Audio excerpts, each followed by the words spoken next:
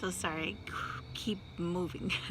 So, where was I? Okay, after explaining our journey and our story to everyone and their mama, my gynecologist, our family doctor, because we had to find a family doctor during this time, and my husband never went to see them like he's supposed to, because like I said, something always came up.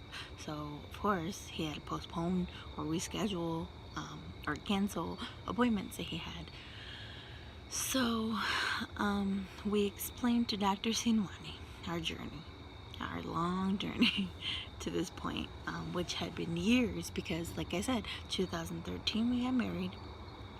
My gynecologist told me to wait 2 years before I looked into any infertility issues or questions. So that was 2 years, so that was 2015. And by then, he had got a semen analysis, I want to say 2016. And in the midst of 2016, I think he got it at the end of 2016. So 2017, he got the second one, like I said.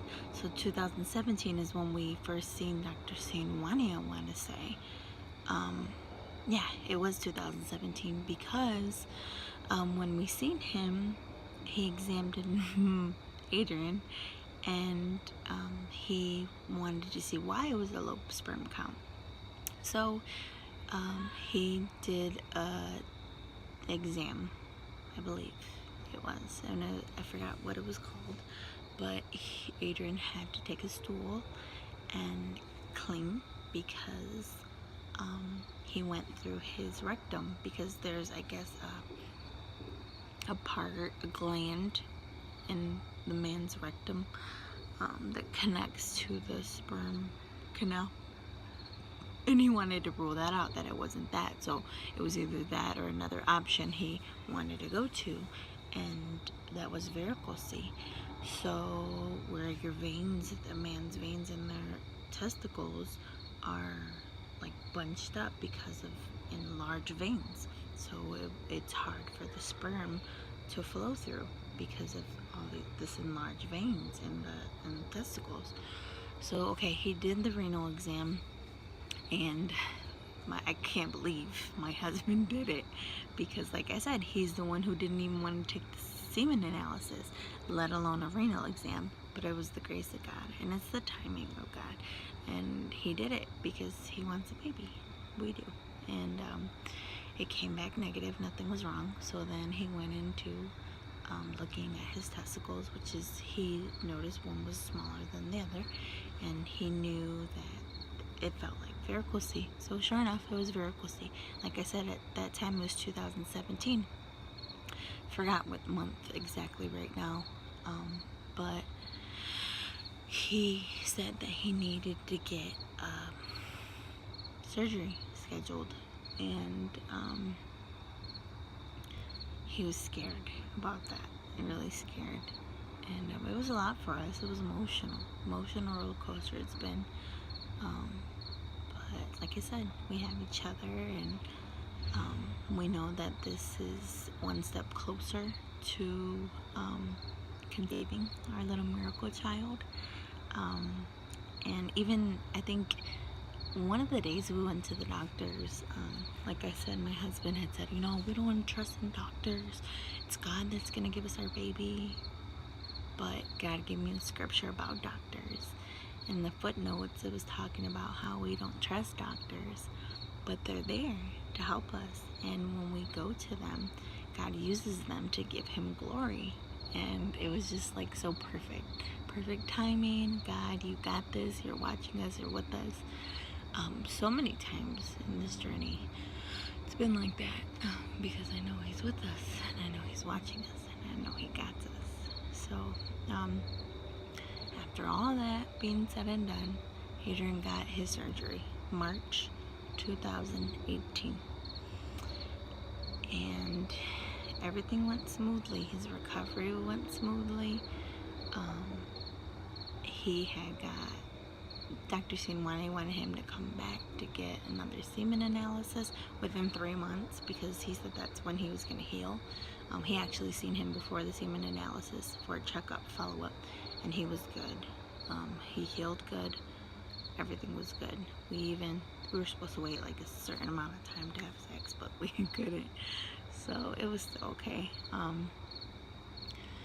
Then 3 months after that was March, April, May, June was when he had to go back and get his semen analysis, and he went, and everything was great. Everything was skyrocketed, and it was just awesome to see, to hear good news after a lot of bad news or not so good news. And it was just amazing to me.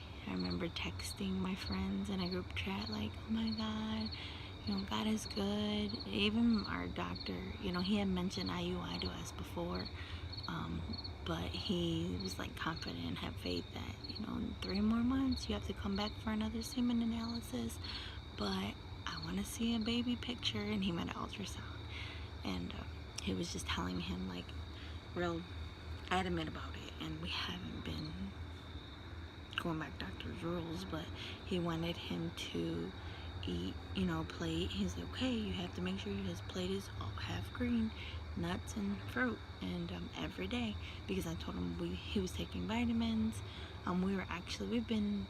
We've experimented for different things. We had bought Pregnitude for me, Evolution for him. They're, you know, the same company. It's supposed to help, you know, with conceiving, but like he said, they're like basically sugar packets, because people know that couples are trying to conceive, and it's, you know, something that people will buy into different things, and they sell things. And anyways, we stopped taking that,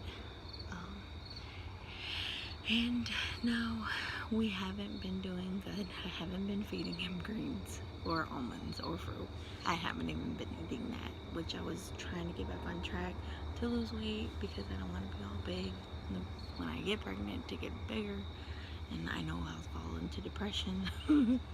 I know myself. So I believe God's giving us time. So during that time, I need to do what I got to do, and so does he. So anyways, that's our journey right now. That's where we're at right now. I know the Lord is going to bless us. He is. He has so much already. During the waiting, all the testimonies I've heard, all the praise reports, people getting pregnant that couldn't get pregnant, even though, you know, there's some not sadness, but, you know, some of the people's journeys that we've been on with, or like I said, the close couple in our lives, they lost their baby after being, I think, a few weeks pregnant. That was hard, but I know the Lord's gonna do it again. And the miracle is that they got pregnant. They've never gotten pregnant before. And, you know, there's different pastors' wives in our church that have gotten pregnant after years of waiting. And I know that there's a blessing in the waiting. Even our cousin, you know, my husband's cousin, which is my cousin now, she said she couldn't have kids. She was convinced. She's a Christian, but she was just convinced, like, I'm not gonna have kids. My boyfriend has a son. We want kids, but we're just convinced that we're not gonna have kids. I have PCOS, and me and my friend prayed for her, and she got pregnant. She had a miscarriage, but then she got pregnant again, and it was just like crazy how that works out, huh? You want this so bad, yet you see people getting blessed, even people that you're praying for. Like, I prayed for her. I didn't do it, God did it, but it's just crazy, and it's all part of God's plan. Like I said, you know, I made this video to encourage somebody out there to look back and see all that God has done, to give him glory, to give him honor, because it's just so